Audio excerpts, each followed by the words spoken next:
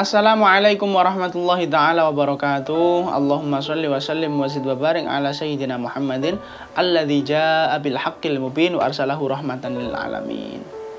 Amma ba'd. Sahabat kurma yang dirahmati Allah Subhanahu wa taala, marilah kita senantiasa bersyukur kepada Allah Subhanahu wa taala atas nikmat dan karunia-Nya kita dipertemukan dengan Ramadan tahun ini.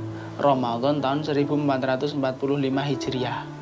Bulan Ramadan ialah bulan di mana amal ibadah kita dilipat gandakan dengan banyak. Nah, mari kita perbaiki kualitas maupun kuantitas ibadah kita. Mari kita perbaiki puasa kita supaya nanti kita mendapat pahala yang banyak dari Allah Subhanahu wa taala.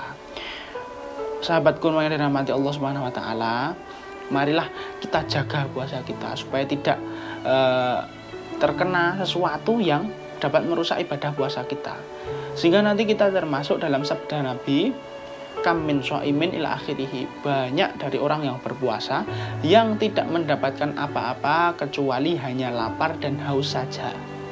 Nah, sungguh sayang ketika kita sudah lapar haus seharian penuh tapi kita tidak dapat apa-apa kecuali ya hanya lapar dan haus tadi. Dalam kajian fikih, setidaknya ada dua hal yang merusak puasa kita. Pertama, merusak fisik puasa kita, yang mana ini membatalkan puasa kita dan kita dapat dosa serta wajib mengqadha. Seperti makan, minum, dan lain sebagainya itu menyebabkan kita batal dan wajib mengqadha di tahun depan. Setelah itu, yang nomor dua ada sesuatu yang menggerogoti amal ibadah puasa kita. Ini nggak wajib mengqadha. Kita nggak dapat konsekuensi wajib mengqadha, enggak, tapi ini menghabiskan pahala puasa kita. Jadi kita itu nggak dapat apa-apa kecuali ya hanya lapar dan haus tadi. Menggerogoti amal ibadah puasa kita, menghabiskan pahala daripada puasa kita. Lah apa saja itu?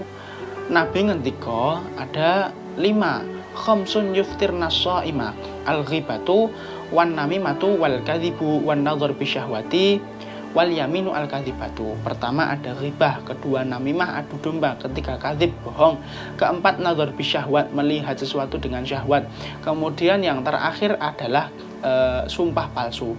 Kita tidak akan membahas apapun, kita tidak akan membahas banyak hal. Nah, kita fokus pada satu saja. Yang pertama adalah ghibah.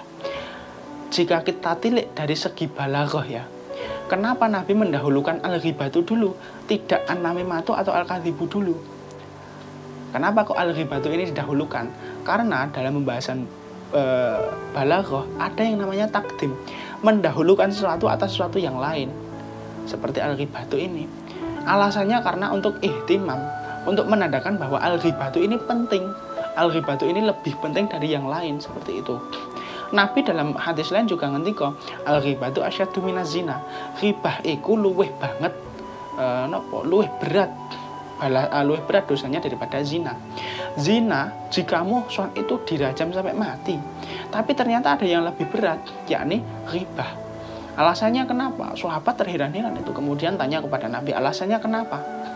Nabi ngendika alasannya adalah innar rajula la yazni fayatubu fayaghfirullahu lahu. Jika seseorang itu berzina kemudian dia bertaubat, maka selesai sudah urusannya.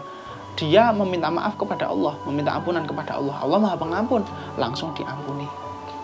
Kemudian Nabi juga menjelaskan titik perbedaan yang menyebabkan ghibah lebih berat daripada zina. Wa inna sahibal ghibati, orang yang ghibah la yughfaru lahu, tidak akan diampuni hatta yaghfiraha lahu sahibuhu, hingga yang dighibai itu mau memaafkannya. Jadi tidak akan diampuni hingga yang dighibai itu mau memaafkan yang ghibah tersebut. Ini yang menyebabkan lebih berat dari zina, yakni berkaitan dengan orang lain, seperti itu. Semoga Allah menyelamatkan kita dari dosa ghibah utamanya dan menyelamatkan kita dari perkara-perkara yang merusak ibadah puasa kita. Waffaqani Allah wa iyyakum fi taati wal afu minkum. Mohon maaf atas semua kesalahan. Wassalamualaikum warahmatullahi taala wabarakatuh.